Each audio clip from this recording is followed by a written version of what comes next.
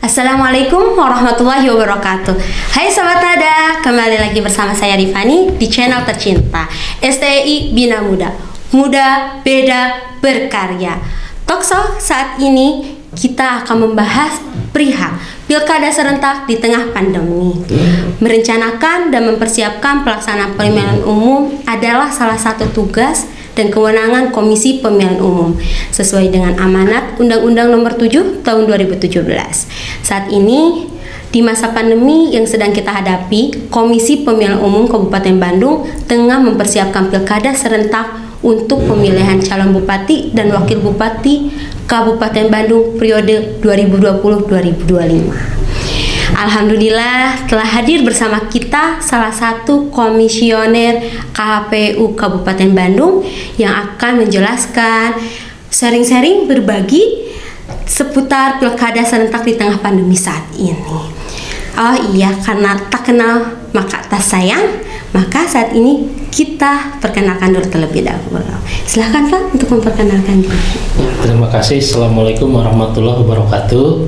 Perkenalkan, nama saya Supriyatna. Kebetulan saya saat ini alhamdulillah menjadi anggota komisioner KPU Kabupaten Bandung dan memegang divisi sosialisasi pendidikan pemilih, partisipasi masyarakat dan SDM. SDM. Ya. Oh iya, tadi Bapak menjelaskan bagian divisi sosialisasi pendidikan pemilih, partisipasi masyarakat dan SDM. Menurut Bapak itu tugas dan fungsinya seperti apa, Pak? Baik, tugas fungsi KPU sendiri secara umum bahwa kami bertugas menyelenggarakan pemilihan umum, baik itu pemilihan legislatif, pemilihan presiden, kemudian pemilihan kepala daerah. Adapun yang berkaitan langsung dengan divisi saya mempunyai tugas dan fungsi selain memperjuangkan target. Biasanya setiap pemilihan itu partisipasi masyarakat ada target semacam sekarang di pemilihan tahun 2020 ini target kehadiran jumlah pemilih di angka 77,5%. Kemudian kalau tugas pendidikan pemilih, apalagi di masa ada pemilihan, kalaupun tidak ada, bahwa kami berkewajiban memberikan pendidikan bagi semua warga negara Indonesia, terutama berkaitan dengan kepemilihan dan pendidikan politik di masyarakat gitu. Seperti itu. Oh iya Pak. Nah, tantangan seperti apa Pak untuk pemilihan saat ini Pak dalam keadaan pandemi yang begitu wow-wownya ya Pak? Betul. Memang cukup menantang dan tantangan ini banyak, tapi kita coba tantangan ini rubah menjadi peluang. Nah, tantangan sebetulnya selain penyelenggaraan ini, kita ini harus melalui protokol kesehatan yang ketat, karena perlu kami informasikan bahwa untuk penyelenggaraan pilkada serentak ini kita pernah diberhentikan tahapannya karena ada pandemi COVID-19. Namun waktu bulan Juni itu telah diadakan rapat antara lain pemerintah yang diwakili oleh Kementerian Dalam Negeri, kemudian pihak penyelenggara ada KPU, Bawaslu dan DKPP, kemudian ada dari anggota dewan dan dari gugus tugas. Nah, kita kenapa seolah-olah memaksakan pelaksanaan di tahun 2020 ini? Karena itu banyak pertimbangan. Salah satunya tidak ada pihak yang mengetahui kapan pandemi ini sebetulnya bisa berakhir. Kemudian juga di awal tahun 2021 itu banyak kepala daerah yang habis masa jabatannya. Nah, bisa dibayangkan kalau belum terbentuknya pemilih, tentu akan banyak di daerah-daerah yang dipimpin oleh pejabat. Sementara kelemahan daerah dipimpin pejabat itu bahwa pejabat tidak bisa mengeluarkan kebijakan. Kemudian juga kita berkaca ke negara-negara lain yang sudah melakukan pelaksanaan di masa pandemi ini, banyak yang berhasil.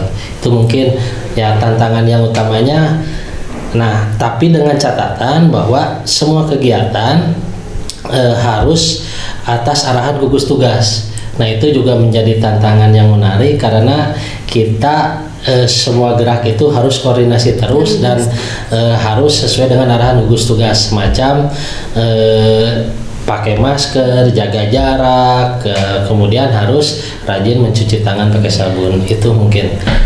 Jadi lebih diperketat lagi ya protokol kesehatan seperti itu. Betul sekali. Oh iya Pak. Di Pilkada serentak ini inovasi yang Bapak selenggarakan seperti apa Pak? Nah, untuk menjawab tantangan-tantangan tadi, memang semacam kita harus jaga jarak dan tidak bisa berkerumun, itu kan menjadi suatu yang menjadi hambatan juga ya bagi kita, termasuk di masa kampanye. Masa kampanye ini sekarang dihilangkan kampanye yang di luar ruangan kayak arak-arakan dulu itu ya. Nah, sekarang kampanye pun harus dalam ruangan. Begitupun sosialisasi kita. Di masa pandemi ini kita sama tidak bisa melakukan sosialisasi dalam bentuk di luar ruangan. Nah, jadi akhirnya kami di zaman milenial ini, kita salah satu inovasi kita memaksimalkan media sosial. Meskipun sesuai survei memang tidak 100% ya warga Kabupaten Bandung itu pengguna media sosial, tapi setidaknya kami harapkan dari persentase yang menggunakan itu mereka menginformasikan kembali, karena kan memang media sosial itu kebanyakan kaum muda lah ya. Nah, tapi kan kami harapkan setelah mereka mendapatkan informasi yang kami share, jadi inovasi kami memaksimalkan media sosial yang ada di kita, semacam Facebook, Twitter, segala macam, termasuk kami mengadakan lomba-lomba juga yang melalui media. Ya, jadi kemarin pernah kita lomba senam jingle kita. Jadi si masyarakat mengirimkan kreasi senamnya itu melalui media, jadi tidak perlu datang gitu. Dan ke depan yang baru malah sebagai informasi juga kita mengadakan lomba untuk video pendek. Nah, ini informasi bagi rekan-rekan semua yang punya kreasi kreatif, silahkan mengikuti lomba video pendek. Satu lagi juga yang di lomba media sosial itu ini bikin poster. Itu silakan, dan kalau ingin informasi lebih lanjut bisa dilihat di website KPU Kabupaten Bandung. Ya. Oke. Wah, ada informasi yang menarik juga ya. Jadi buat sobat Nada di rumah yang tadi Bapak informasikan, ada lomba video pendek. Jadi yang biasa suka bikin video bisa ikut juga tadi di KPU ya Pak ya, linknya lebih lanjutnya lagi. Nah, untuk itu Pak, setelah tadi kan ada tantangan, inovasi yang sudah dilakukan, harapan Bapak sebagai komisioner di bidang sosialisasi ini seperti apa Pak? Ya, harapan kami sebetulnya kami mengharap sih warga Kabupaten Bandung ini memanfaatkan sebesar-besarnya hak yang sudah diberikan dari KPU di dalam pemilihan ini. Jadi kami sangat melindungi hak pilih dari seluruh warga Kabupaten Bandung, terutama yang sudah memenuhi syarat.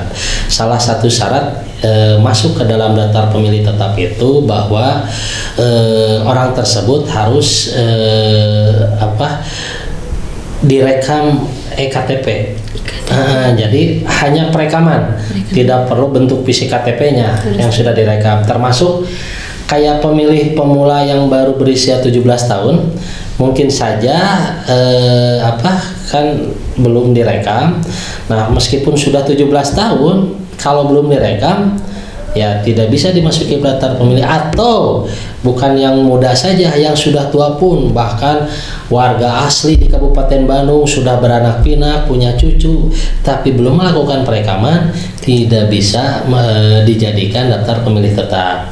Nah, yang sudah masuk ke daftar pemilih tetap, kami harapkan gunakanlah hak pilih, hanya meluangkan waktu mungkin 5 menit di bilik suara untuk menentukan langkah Kabupaten Bandung 5 tahun ke depan. Kemudian juga hak pilih tersebut tolong dipergunakan sebaik-baiknya. Datang tanggal 9 Desember hari Rabu ke TPS dan jangan takut, semua TPS itu sudah melalui atau arahan dari gugus tugas. Jadi perlu diinformasikan, TPS sekarang mungkin berbeda dengan TPS yang biasanya. Jadi di TPS tersebut itu akan ada tempat cuci tangan, baik sebelum masuk maupun nanti keluar. Jadi si pemilih itu diharuskan mau masuk mencuci tangan pakai sabun, kemudian ada alat pengukur suhu tubuh yang suhu tubuhnya di atas 37,3 derajat Celcius itu tidak masuk ke TPS, tapi disediakan bilik khusus nanti petugas yang akan datang. Nah, kemudian diharapkan juga semua pemilih itu membawa pulpen masing-masing untuk mengisi daftar hadir, karena kan virus COVID itu akan berpindah melalui pegangan ya. Nah, kemudian juga setelah mengisi daftar hadir, semua pemilih diberikan sarung tangan. Jadi untuk melakukan proses nanti pencoblosan diberikan surat suara itu memakai sarung tangan. Habis mencoblos memasukkan dalam kotak. Nah, sebelum nanti dipakai tinta itu dulu di masa normal dicelup, sekarang ini dioles. Nah, sarung tangannya silahkan dibuang, ada tempat sampah. Jadi yang membedakan itu ada tempat cuci tangan, ada tempat sampah, dan ada pengukuran suhu tubuh serta dibagi yang namanya sarung tangan. Ya, gitu. Jadi jangan takut ke TPS. Insya Allah kita berangkat ke TPS dalam keadaan sehat, insya Allah pulang pun dalam keadaan sehat. Amin ya rabbal alamin. Wah, lumayan ya, sudah berbagi, sudah sharing mengenai pilkada serentak di tengah pandemi yang benar-benar war-war gitu ya Pak ya. Tapi tadi jangan lupa dan harus datang 9 Desember 2020. Kita sukseskan pilkada 2020. Seperti itu ya Pak ya. Iya. Mungkin itu saja yang bisa berbagi atau tadi sharing. Semoga bermanfaat dan jangan lupa kita terapkan protokol kesehatan dengan ketat. Jangan lupa mencuci tangan dan tadi sesuai dengan arahan gugus tugas seperti itu. Khairul kalam. Wassalamualaikum warahmatullahi wabarakatuh.